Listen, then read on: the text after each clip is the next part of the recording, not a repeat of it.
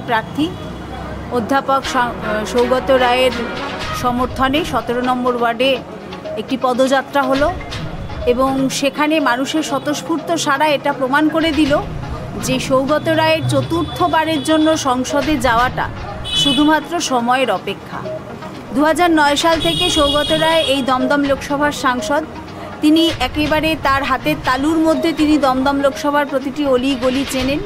তারপরেও 2014-2019-এ তিনি এখান থেকে দাঁড়িয়েছেন এবং বিপুল ভোটে জয়যুক্ত হয়েছেন। কিন্তু 2024-এ যখন নির্বাচন আসন্ন তিনি কিন্তু আবারও চেনা মানুষগুলোর কাছে এসেছেন, প্রত্যেকের দুয়ারের সামনে তিনি এসেছেন এবং ভোট প্রার্থনা করেছেন।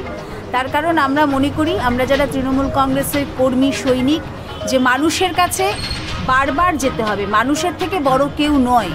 আমি যত বড়ই নেতা হই না কেন, আমি একবার ঘুরে চলে গেলাম সেটা নয়, প্রতিটি মানুষের কাছে যেতে হবে এবং সেই উদ্দেশ্য নিয়েই আজকে সৌগত রায় আমাদের 17 নম্বর ওয়ার্ডের প্রত্যেকটা পার্টে তিনি গেছেন এবং সাধারণ মানুষের সঙ্গে তার যে দেখা সাক্ষাৎ সেটা হয়েছে। তিনি ভোট প্রার্থনা করেছেন এবং বলার যেটা বিশেষভাবে তাৎপর্যপূর্ণ যে প্রচুর মহিলা, তারা কিন্তু কোনো রাজনৈতিক দল করেন না, কিন্তু সৌগত রায়ের ডাকে সৌগত রায়কে সমর্থন করে অসংখ্য মহিলা তারা আজকে বেরিয়েছিলেন এবং তাদের এই স্বতঃস্ফূর্ত যে আশা, এটা প্রমাণ করে দেয় যে 4 জুন আবার সারা দমদম জুড়ে সবুজ আবিরে মেতে উঠবে।